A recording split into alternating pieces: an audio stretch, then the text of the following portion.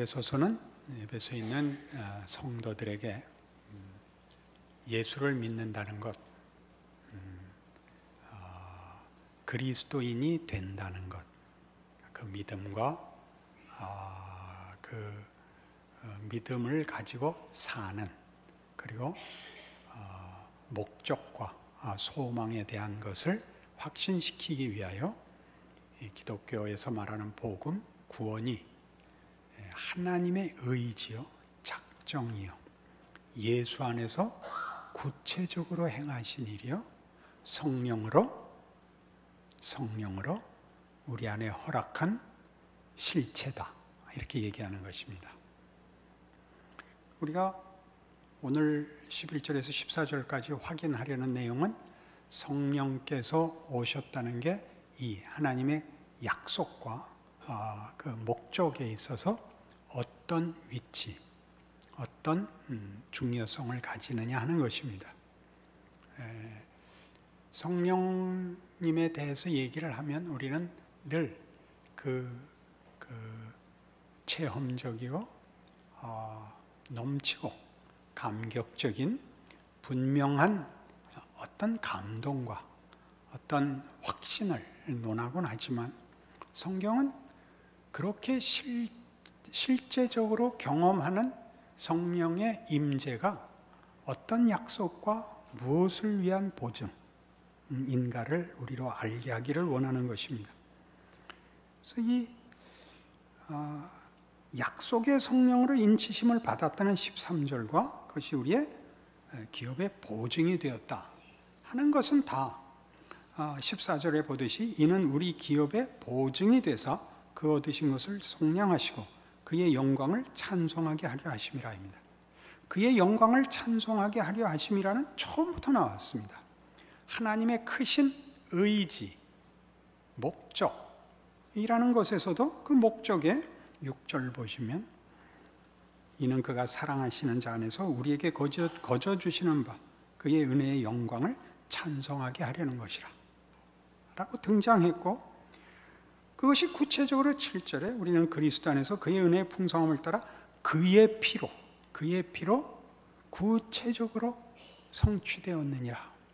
이것은 그냥 말로 한 것이 아니요, 어떤 개념이나 어떤 설명이 아니요, 그냥 약속으로 그치는 것이 아니요, 실제적인 것이라 우리에게 실제로 구체적으로 우리를 끌어안은 하나님의 약속과 의지의 성취라.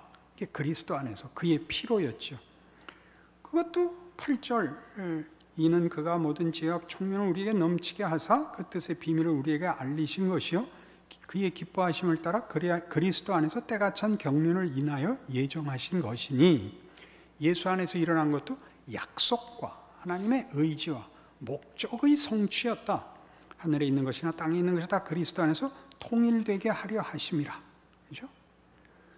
반복적으로 나와요. 11절에 다시 모든 일을 그의 뜻의 결정대로 일하신 이의 계획을 따라 우리가 예정을 입어 그 안에서 기업이 되었으니, 자꾸 혼동할까 봐 우연히 우발적으로 할 수 없이 다른 방법이 없어서가 아니라 하나님의 처음부터의 뜻과 작정과 그리고 우리를 향한 그 약속을 실제적으로 성취하여 그 작정을 성취하고 완성한 것이 예수며, 그 목적은 처음부터 똑같이 하나님의 작정 속에서도 우리가 하나님의 영광의 찬송이 되게 하시려는 것이요, 예수 안에서 일어난 일도 바로 그 일, 우리로 하나님의 영광의 찬송이 되게 하려는 구체적 성취요. 그리고 쭉 12절 이는 우리가 그리스도 안에서 전부터 바라던 그의 영광의 찬송이 되게 하려 하심이라 라고 반복되고, 그리고 약속의 성령으로 인치심을 받아 그 기업의 보증이 되어 그의 영광을 찬송하게 하려는 것으로 같은 후렴으로 마칩니다. 그러니까 성령의 오심은 우리가 이렇게 경험적으로, 체험적으로, 느낌이나 확인으로 확인한 것보다 훨씬 큰 내용을 담고 있다 하는 얘기를 성경이 하고 있다는 것이죠. 성령을 받았느냐 안 받았느냐의 문제가 아니라 성령이 오신 것이 무슨 성경에서 무슨 뜻이냐 하는 것입니다. 약속의 성령이죠. 우리 마태복음 28장에 가서 다 같이 봐야 돼요. 마태복음 28장에서 예수님이 모든 일을 마치시고 부활하시고 승천하시기 전에 제자들에게 이런 명령과 약속을 주십니다. 잘 아는 약속이지만 28장 18절 예수께서 나와 말씀하여 이르시되 하늘과 땅의 모든 권세를 내게 주셨으니 그러므로 너희는 가서 모든 민족을 제자로 삼아 아버지와 아들과 성령의 이름으로 세례를 베풀고 내가 너희에게 분부한 모든 것을 가르쳐 지키게 하라. 볼지어다 내가 세상 끝날까지 너희와 항상 함께 있으리라 하시니라. 여기서 말하는 세상 끝날은 이제 받은 하늘과 땅의 모든 권세, 그의 부활로 말미암아 연 새 시대의 끝, 하나님이 원래 목적하신 것의 그 완성은 그 전과 다른데 뭐가 다르냐면 약속으로만 있던 것이 예수로 인하여 그 약속이 성취돼요. 하나님의 약속이 구체화된 역사적 사실입니다. 새 시대가 열립니다. 예수가 오셔서 우리를 구원해 줘야 하는 걸 기다렸던 구약 시대에서 예수가 오셔서 구원을 이루시고 부활의 시대를 여셔서 우리가 하나님과 화목한 진실로 하나님의 자녀로 살 수 있는 새 시대를 열었습니다. 승리의 시대, 하나님 나라의 임재를 누립니다. 그러나 아직 완성은 보류되어 있습니다. 어떤 완성? 환경과 모든 조건까지 바뀌는 새 하늘과 새 땅을 받는 것은 아직 안 돼 있고 우리는 그러나 믿음 안에서 천국 백성이 되어 있습니다. 새 시대입니다. 부활의 능력으로 삽니다. 구속을 기다려야 하는 자가 아니라 구원을 받은 자로 삽니다. 그러나 세상은 아직 새 하늘과 새 땅으로 주어지지 않았기 때문에 이 세상을 사는 동안 고난이 있을 것입니다. 그러니까 새 세상이고 반드시 이루어질 증거와 성취에 의해서 시작된 옛날과는 다른 새 시대인 것입니다. 그 의미를 아시겠습니까? 그런데 그것이 새 하늘과 새 땅을 받지 못했기 때문에 그리고 그럼에도 불구하고 예수 안에서 성취된 하나님의 약속의 성취가 실현된 것이기 때문에 임마누엘은 연속되는 것입니다. 성자 하나님은 승천하사 보좌 우편으로 가시고 성령 하나님이 오사 우리와 함께 하시는 것입니다.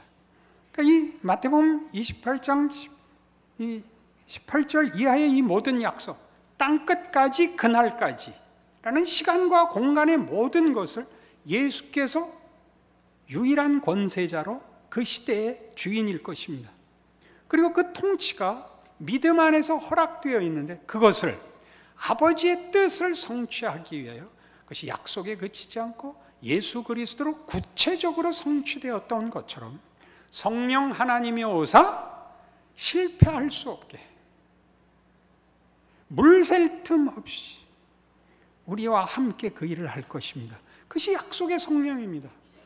그러니 부활하시고 이 모든 명령을 주신 예수께서 무엇을 유보시키시고 올라가죠? 약속한 성령을 받을 때까지 기다리라가 되는 것입니다. 여기서 자꾸 오해가 일어나서 그래요. 여기서 자꾸 오해가 일어나서. 그러니까 오순절 성령 강림은 교회를 시작하고 예수의 권세가 실천되는 데 있어서 우리 모두의 믿음과 헌신과 충성과 인내를 받아내는 것으로 연장되지 않고 우리가 바라지 않았을 때, 요구하지 않았을 때 예수께서 오신 것 같이 성령은 예수 그리스도의 구속사역의 완성으로 주어지는 겁니다. 예수님이 우리가 그를 부르지 않았을 때 온 것 같이 성령은 예수 그리스도의 사역으로 허락된 선물입니다. 그리고 그 모든 것은 삼위 하나님의 처음부터의 우리를 향한 약속이고 의지고 기쁘신 뜻이었습니다. 그러니까 성령을 체험하시거든 그것이 무슨 의미를 가진 그분을 확인하는 것인가를 알아야 됩니다. 그것은 그러니까 만나는 것 이상으로 고린도전서 12장에 말하는 것 같이 성령이 아니고는 아무도 예수를 주라 시인할 수 없느니라. 이 무서운 말씀입니다. 예수를 믿는다는 말은 성령 강림을 다른 것으로 확인하는 것보다 더 분명한 성령께서 계시는 강력한 증거입니다. 우리는 어디에서 넘어지느냐 하면 그 말을 할 자격이 없다, 그 말을 할 염치가 없다 해서 무너집니다. 그것은 내가 염치가 없으면 예수님 십자가에 돌아가신 일이 취소되는 것 같은 발상입니다. 그럴 수는 없습니다. 역사적 사실이니까 뒤집을 수 없습니다. 예수님이 시간과 공간 속에 오셨다는 건 무엇을 상징하는지 기억하셔야 됩니다. 취소될 수 없는 것, 우길 수 없는 것, 그죠? 뒤집을 수 없는 것.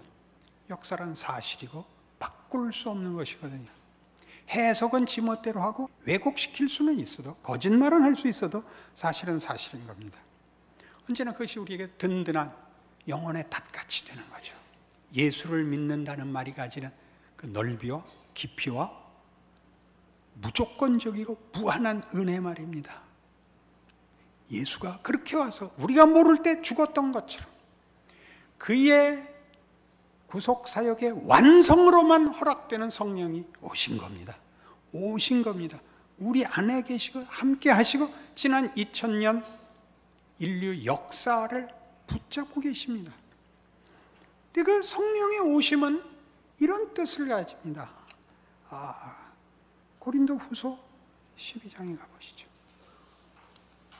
298페이지 고린도 후서 12장에는 사도 바울의 이런 간증이 있습니다. 무슨 뜻인지 오늘 우리의 생각할, 우리 오늘 본문에 유익한 도움을 줍니다.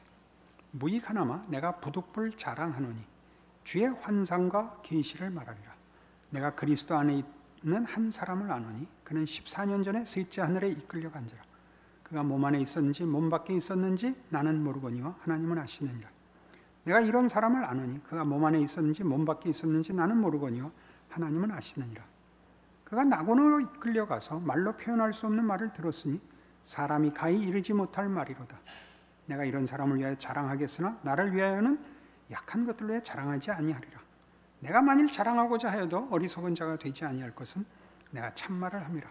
그러나 누가 나를 보는 바와 내게 듣는 바에 지나치게 생각할까 두려워하여 그만두노라.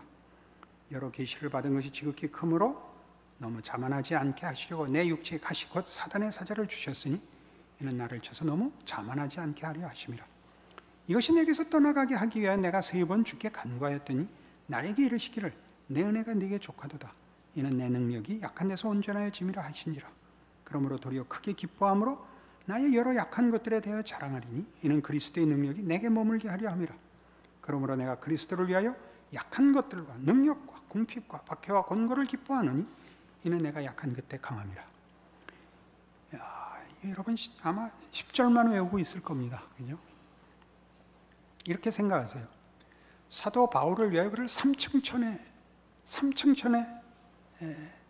체험을 주셨지만 사단의 가시는 빼주지 않아요. 성령이 오시지 우리를 끌어 천상으로 데려가지 않으세요. 그 말의 의미를 아시겠어요? 하나님의 약속과 목적은 너무나 분명하고 그건 취소할 수 없고 그 의지와 성실하심은 무한하세요. 그래서 예수 안에서 구체적으로 그 일을 이루었어요.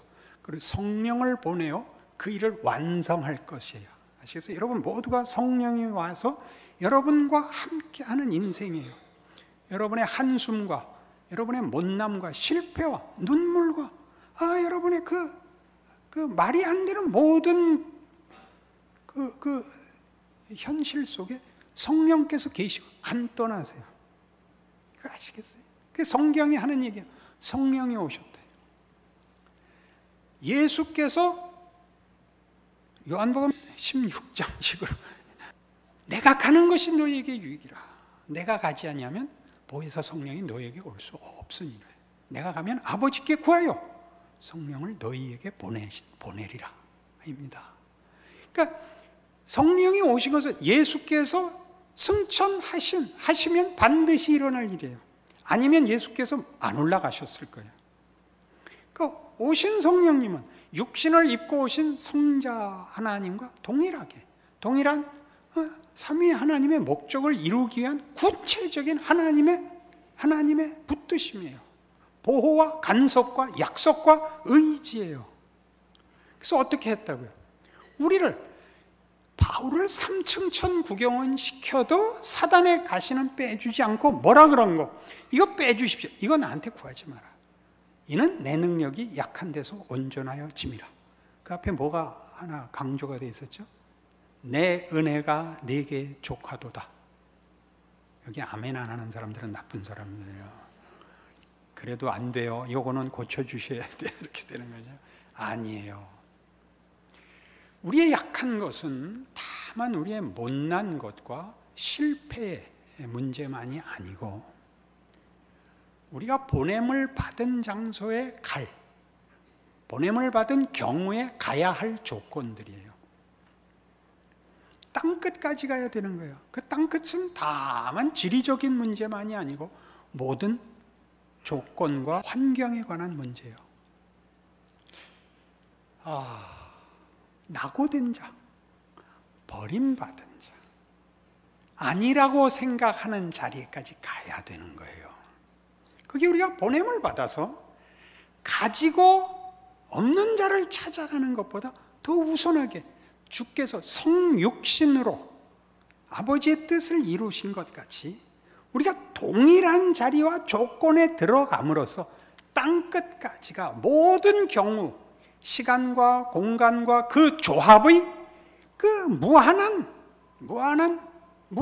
구체적 실존을 하나님의 손길 안에 붙잡는 거예요. 이게 싫죠. 자랑하고 싶은 자리에 보냈으면 좋겠죠. 그거 안 하고 보냄을 받는 거죠. 끝없이. 그러니까 마태복음 26장에 가시면 48절 이하에 이 사건이 나오죠. 잡히시던 밤에 현장. 마태복음 26장 48절.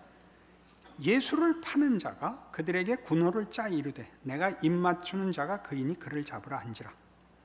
곧 예수께 나와 랍비여 안녕하시옵니까 하고 입을 맞추니 예수께서 이르시되 친구여 네가 무엇을 하려고 왔는지 행하라 하신대 예 그들이 나와 예수께 손을 대어 잡는지라. 예수와 함께 있던 자 중에 하나가 손을 펴 칼을 빼어 대제사장의 종을 쳐 그 귀를 떨어뜨리니 이에 예수께서 이르시되 네 칼을 도로 칼집에 꽂으라. 칼을 가지는 자는 다 칼로 망하느니라. 너는 내가 아버지께 구하여 지금 12군단 더 되는 천사를 보내시게 할 수 없는 줄로 아느냐? 내가 만일 그렇게 하면 이런 일이 있으리라 한 성경이 어떻게 이루어지겠느냐 하시더라. 이런 일이 있으리라. 이런 일이 있으리라는 것은 사건을 알았다는 뜻이 아닙니다. 이 사건이 일어나는 그 현실, 그 비극, 그 배신, 그 말도 안 되는 데까지 오겠다는 약속. 그러니까 무한하신 하나님이 피조물과 같은 모습으로 오고 피조물들이 빚어내는 최악의 상태, 그러니까 담아낼 수 있는 모든 데까지 붙잡는 그 자리를 말하는 것입니다. 예수께서 그 자리까지 와야 되듯이 그 시대가 열리고 주께서 이루신 그것을 시간과 공간 속에서 온 인류를 붙들어 매기 위하여 이제 그의 종들을, 그의 백성들을 땅끝까지 보낼 겁니다. 예수께서 걸으신 바로 그 길, 모두를 잡으러 가는 그 자리, 그들이 있는 자리까지 가야 되는 것입니다. 그러니까 처음에는 신자들이 예수를 믿으면 거룩해지는 것이요, 그런 더러운 것으로부터 피하는 것이라고 생각을 합니다. 그거는 보냄을 받은 자로서는 있을 수 없는 일입니다. 거기에 동화되거나 타협하라는 것이 아니라 거기가 보냄을 받은 자리입니다. 나에게 무엇이 더 있었으면, 이것만은 안 했으면 하는 것들이 이런 조건에 관한 것이라면 다시 생각하셔야 됩니다. 성령이 우리의 보증이 됐다는 게 무슨 말인지, 우리가 보냄을 받고 있다는 뜻입니다. 하나님의 손길이요, 하나님이 찾아가는 발걸음입니다. 그걸 놓치면 우리끼리 모여 있게 되죠. 옛날에 들었던 유명한 비유, 가로등이 모여 있다니까요. 가로등이 모여 있으면 어떻게 되는 겁니까?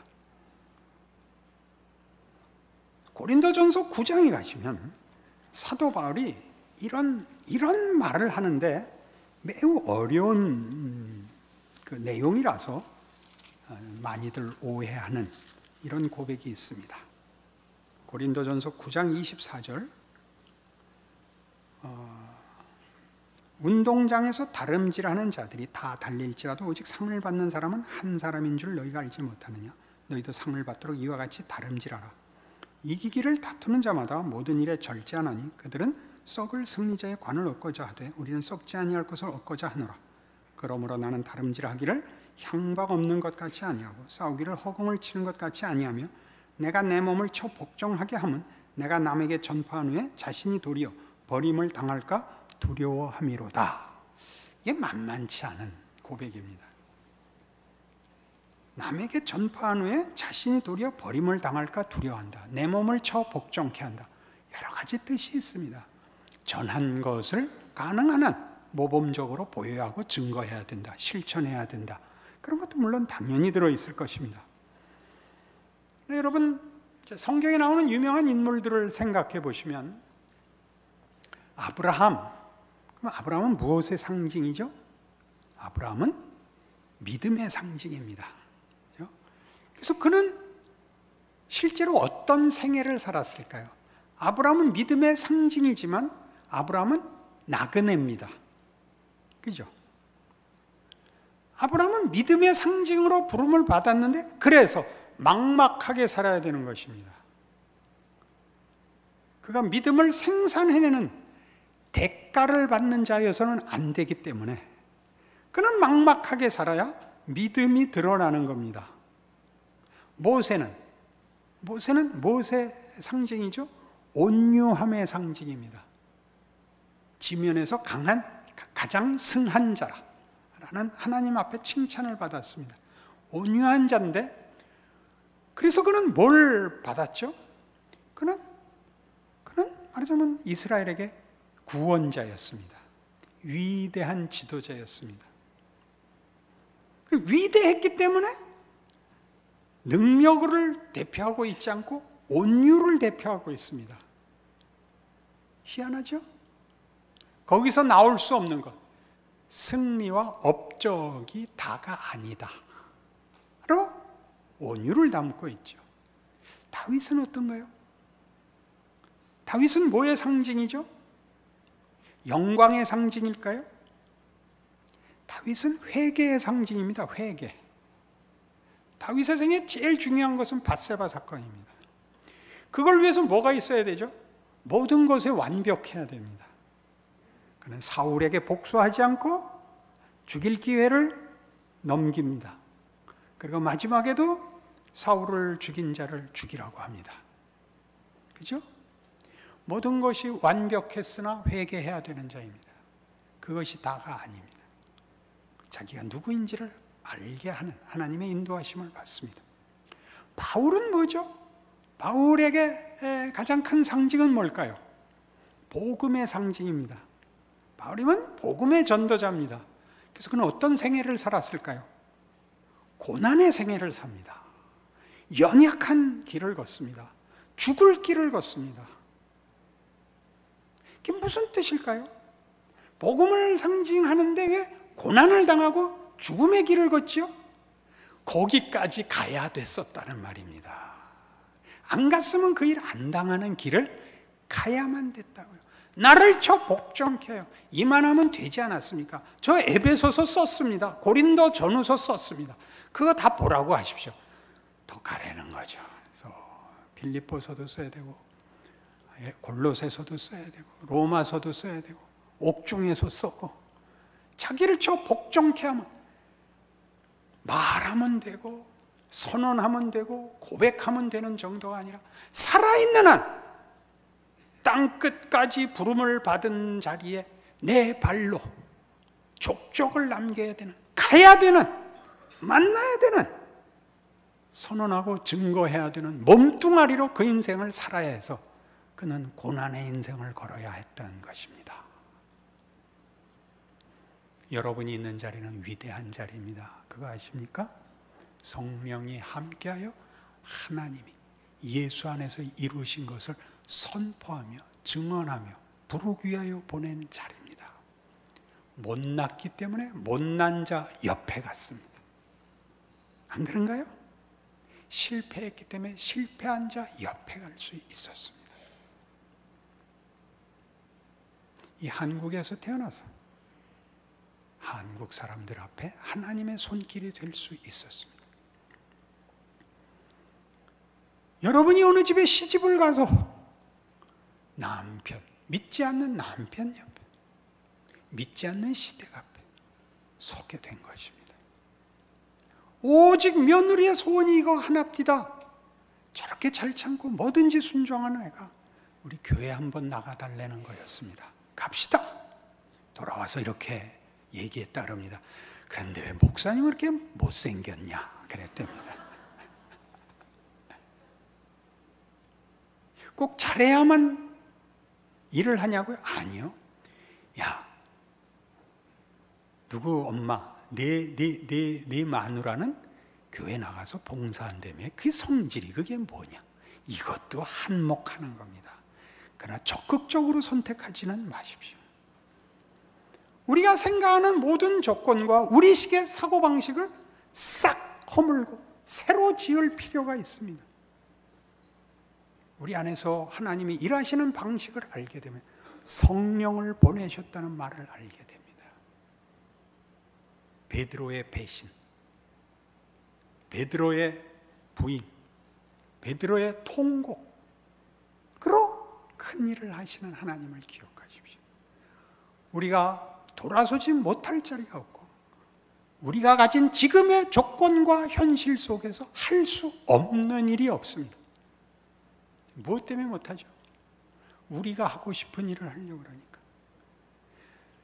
하나님이 예수를 말구유에 보냈다는 건 얼마나 놀라운가요?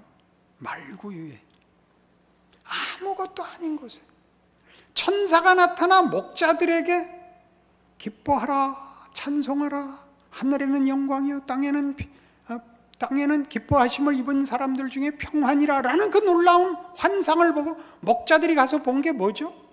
말구유에 나신 예수님이었어요. 다른 애들과 차이질 게 없는 그 나타난 천사들로 인하여, 찾아온 박사들로 인하여 일을 하시는 게 아니라 말구유에 나시는 거예요. 예수님이 어떻게 하실래요? 그 십자가로 나타나는 거예요. 죽음과 끝장이죠. 끝장.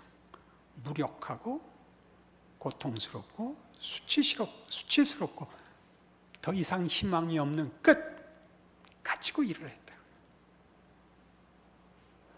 그렇게 열리지 않는 것이라면, 그렇게 이 세상의 법칙을 이기고 뒤집을 수 없다면 그럼 신도 아니죠.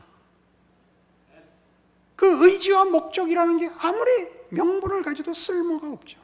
기독교가 말하는 건 그것입니다. 세상이 다가 아니다. 세상은 내 작품이다. 그거냐. 그리고 이 작품의 최고의 주인공은 너희다. 어찌 작품에 제한되겠느냐? 이런 걸 만든 하나님이 너희에게는 무엇을 줬냐? 내 아들을 주지 않았느냐? 다 뒤집지 않았냐? 뭐가 겁이 나냐? 이렇게 묻는 겁니다. 이게 성경이 하고 싶은 이야기입니다. 곱씹어 보십시오. 나이가 들면 이 말이 무슨 뜻인지 압니다. 세상은 결국 모든 것이 사망으로 끝납니다. 사망을 이긴 것은 없습니다. 세상에 존재하는 것은 사망을 이긴 것은 없습니다.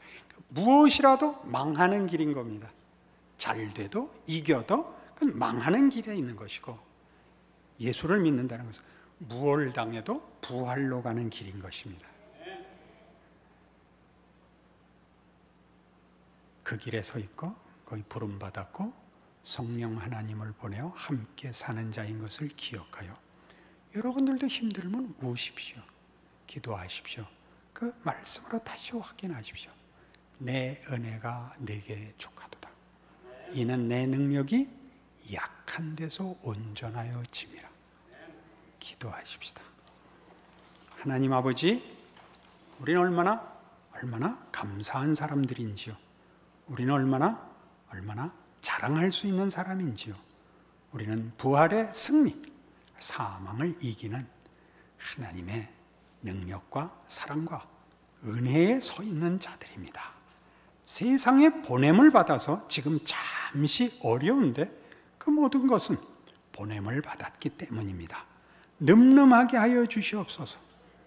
우리가 나누러 온 자이고 하나님의 손길인 것을 기억하여 우리가 도우러 가서 저들 앞에서 우리가 징징거리지 말게 하시고 우리가 바보가 되거나 우리 스스로의 자랑과 명예를 놓는 일이 없도록 우리 인생과 우리 믿음 지켜주시옵소서.